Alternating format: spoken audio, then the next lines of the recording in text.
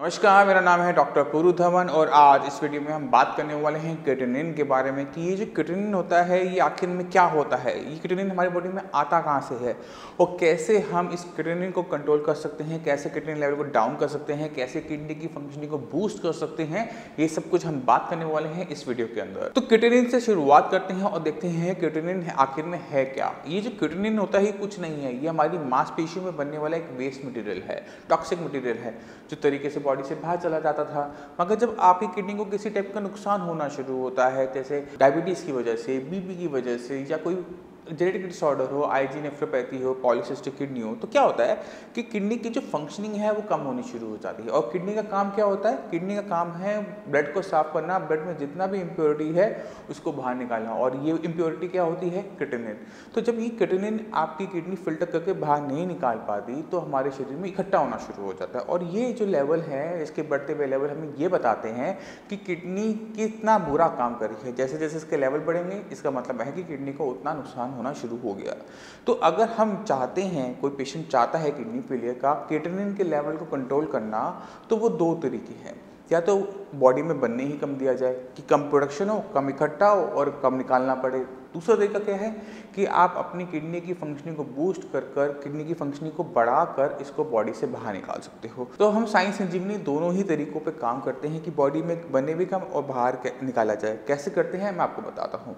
ये जो क्रिएटिनिन है इसकी प्रोडक्शन बढ़ती है जब कोई किडनी फेलियर का पेशेंट प्रोटीन का इंटेक ज़्यादा करता है, क्योंकि मांसपेशियों का है, मांसपेशियों का फ्यूल है प्रोटीन। जितना ज़्यादा आप प्रोटीन खाएंगे उतना मांसपेशियों में बनेगा क्रिएटिनिन। तो हम क्या करते हैं कि पेशेंट के खाने के अंदर प्रोटीन की मात्रा को कम कर देते हैं या बंद कर देते हैं। अगर पेशेंट तंदुरुस्त है, हट्टा कट्टा है, हेल्दी है, तो हम क्या करेंगे, प्रोटीन को कुछ दिनों के लिए बंद कर देंगे। इससे क्या होगा, प्रोटीन बॉडी में जब नहीं जाएगा तो क्रिएटिनिन की मात्रा भी बॉडी में कम बननी शुरू होगी। हो सकता है कि आपके लेवल बढ़ने बंद हो जाए और नीचे की तरफ आना शुरू कर दे। मगर ये जो प्रोटीन होता है जो हम खाने में खाते हैं, दालों के रूप में, एग्स के रूप में, मिल्क है, पनीर है, ये जो प्रोटीन है हमारे शरीर का बिल्डिंग ब्लॉक भी है। अगर इसको हम बहुत लंबे टाइम तक नहीं लेते तो उसका हमें साइड इफेक्ट भी देखने को मिलता है। तो पेशेंट को हमें एक ऐसा प्रोटीन बताना पड़ता है जो डाइजेस्टेबल पूरा हो, 100% डाइजेस्ट हो जाए, किसी टाइप का आपका वेस्ट मटेरियल यानी क्रिएटिनिन ना बनाए और कम से कम एनर्जी में ये काम हो जाए, क्योंकि पेशेंट में वीकनेस भी देखने को मिलती है। तो ये एक प्रॉपर्टी होनी चाहिए किसी भी प्रोटीन की जो हम किडनी फेलियर के पेशेंट को दें। तो साइंस इंजीनियरिंग में हम क्या करते हैं कि हम कुछ टाइम के लिए पेशेंट को प्रोटीन फ्री डाइट पे रखते हैं। जैसे मैंने आपको पहले बताया, जब वो 15-20 दिन उसके लेवल स्टैटिक होने शुरू हो जाते हैं, कम होने शुरू हो जाते हैं, तो पेशेंट का जो हम प्रोटीन है वो मॉडिफाई कर देते हैं। पेशेंट को हम एडवाइस करते हैं कि या तो आप मूंग की दाल ले लीजिए, 1 कटोरी मूंग की दाल, या फिर आप ले लीजिए एग वाइट। अब इन दोनों प्रोटीन की खास बात क्या है कि ये बहुत ईजिली डाइजेस्ट हो जाता है। एग वाइट जो है वो 100% एब्जॉर्बेबल प्रोटीन माना जाता है कि ये बिल्कुल एब्जॉर्ब हो जाएगा, किसी टाइप का कोई भी आपकी बॉडी में वेस्ट मटेरियल ये नहीं बनाता। इसी तरह से मूंग की दाल जो होती है उसके बारे में हम क्या कहते हैं कि जब पेशेंट को बुखार भी है, जब पेशेंट को भूख बिल्कुल भी नहीं लग रही, फिर भी अक्सर के शरीर में ताकत देनी हो तो मूंग की दाल का सूप दे दो, मूंग की दाल दे दो, खिचड़ी भी इसी की बनाई जाती है। तो ये इसलिए होता है क्योंकि मूंग की दाल को पचा पाना बहुत आसान होता है। तो इसी क्वालिटी का यूज़ करते हैं हर किडनी फेलियर के पेशेंट के अंदर। तो पेशेंट के बॉडी के अंदर प्रोटीन जाए तो वो जाए जो उसकी किसी टाइप का नुकसान ना पहुंचाए। तो अगर पेशेंट अपने खाने पीने के अंदर प्रोटीन का थोड़ा सा बदलाव कर लेता है तो पेशेंट के जो लेवल्स हैं क्रिएटिनिन के वो सुधरने शुरू हो जाते हैं। अब चलते हैं और चीज़ों पे जो आपके क्रिएटिनिन लेवल को बढ़ाते हैं। अगर आप इनको जान जाओगे तो कम से कम आप इन पर नज़र रख पाओगे और आप परेशान भी कम होगे। अगर एक किडनी फेलियर के पेशेंट के अंदर सडनली बुखार आ जाता है, किसी भी कारण से गला खराब हो गया, जुकाम हो गया, तो भी क्रिएटिनिन के लेवल बहुत तेज़ी से बढ़ते हुए देखे जाते हैं।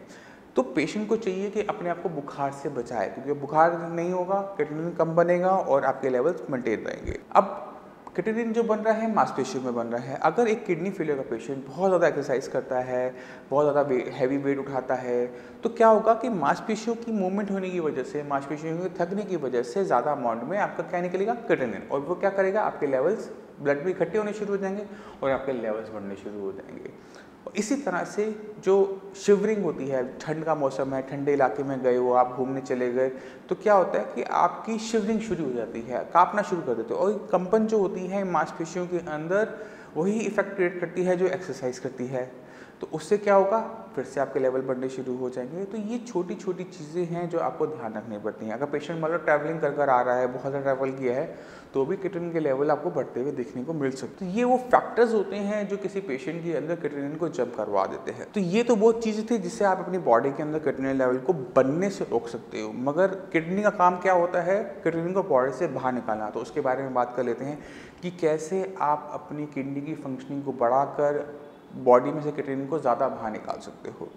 किडनी की खास बात होती है कि किडनी माना कि रीजनरेट नहीं हो सकती लीवर की तरह, बट इसमें खास बात क्या होती है, ये अपने फंक्शंस को बूस्ट कर लेती है। यानी जो किडनी पहले 50% काम करती थी, वही 50% किडनी अब जो काम करेगी वो 70-80% तक का काम कर लेती है। इसका एग्जाम्पल आपने देखना है तो जब पेशेंट अपनी किडनी देता है या कुछ एक किडनी का नुकसान पहुंच जाता है, तो क्या होता है कि दूसरी किडनी अपने साइज़ को बड़ा कर लेती है और पूरी बॉडी का काम अकेले संभाल लेती है। ये किडनी की खूबी होती है जिसको हम यूज़ करते हैं साइंस इंजीनियरिंग में।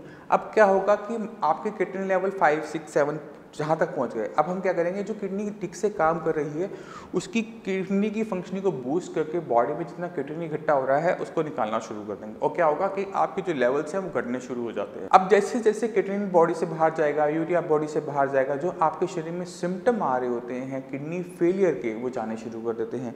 क्योंकि अगर आपको भूख नहीं लग रही तो यूरिया की वजह से कि यूरिया बॉडी में इकट्ठा हो रहा है। अगर आपको नोजिया हो रहा है, वॉमिटिंग हो रही है, हेडेक हो रहा है, नींद नहीं आ रही, नींद ज़्यादा आ रही है, थकावट हो रही है, घबराहट हो रही है, ये सब हो रहा है बॉडी में टॉक्सिक मटेरियल इकट्ठा होने की वजह से, क्रिएटिनिन की वजह से, यूरिया की वजह से, और न जाने कितनी टॉक्सिक मटेरियल आपकी बॉडी में इकट्ठे हुए हैं। तो जैसे जैसे वो फिल्टर होकर बाहर जाना शुरू करते हैं, आप क्या देखते हो कि आपकी बॉडी में सारे सिम्टम डिसिपेयर करने शुरू कर गए। तो अगर पेशेंट की किडनी सही तरीके से फंक्शन को लेना शुरू कर देती है तो क्यों आप डायलिसिस करवाओगे, क्यों आपको ट्रांसप्लांट करवाने की जरूरत पड़ेगी। अब सवाल ये उठता है कि किसी किडनी फेलियर पेशेंट को साई संजीवनी की ज़रूरत क्यों है।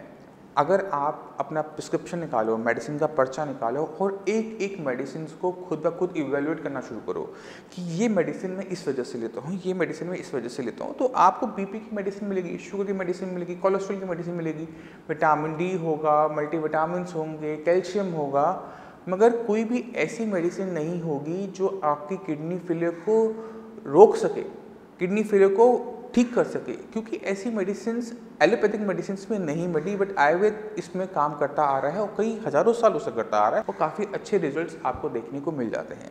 अगर आपने यही रिजल्ट्स देखने हैं तो आप हमारी साइट पर जाकर इसको देख सकते हो। उसका लिंक हम आपको डिस्क्रिप्शन में भी दे रहे हैं। आप वहाँ पर जाकर विजिट करेंगे तो आप समझ जाएंगे कि ये जो रिजल्ट्स हैं ये पॉसिबल हैं और बहुत आराम से आ जाते हैं और बहुत शॉर्ट पीरियड के अंदर आ जाते हैं।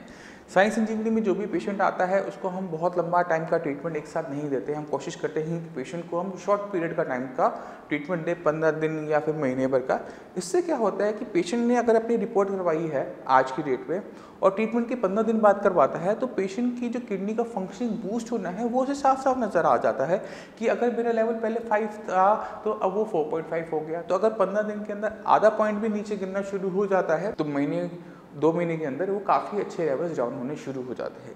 तो ये तब होता है जब हम अपनी किडनी पे ध्यान देते हैं, किडनी की फंक्शनिंग पे ध्यान देते हैं। किडनी पे काम करेंगे तो ही तो आप डायलिसिस से बच पाओगे, तभी तो आप ट्रांसप्लांट से बच पाओगे, तभी तो आप आगे जो कॉम्प्लिकेशंस होती हैं कि डायलिसिस करवाने से अब बॉडी एकदम ख़त्म हो जाती है, एकदम ख़त्म होनी शुरू हो जाती है, तो वो सब चीज़ें तब बचोगे ना जब आप अपनी किडनी पे ध्यान दोगे। तो वही काम साइंस संजीवनी करती है और इसके रिजल्ट्स आपको 15 से 20 दिन के अंदर क्लियरली विजिबल हो जाते हैं। तो मैं उम्मीद करता हूँ इस वीडियो से आप क्रिएटिनिन के बारे में काफ़ी कुछ समझ गए होंगे कि क्रिएटिनिन क्या है, क्या से आता है, क्यों बनता है, कैसे इसको बॉडी में हम कंट्रोल कर सकते हैं। फिर भी आपके माइंड में कोई भी डाउट हो, कुछ भी पूछना चाहते हो तो नीचे दिए हुए नंबर पर कॉल कर साइंस इंजीनियरिंग के डॉक्टर से आप फ्री ऑफ कॉस्ट कंसल्टेशन ले सकते हो। आप अपॉइंटमेंट लेकर मुझसे भी आकर मिल सकते हो। आप हमारी साइट saikidneycare.com पर जाकर भी विजिट कर सकते हो। अब इसी के साथ आपसे भी चलने की आगे चाहूँगा। मिलते हैं अगली वीडियो में, तब तक के लिए धन्यवाद।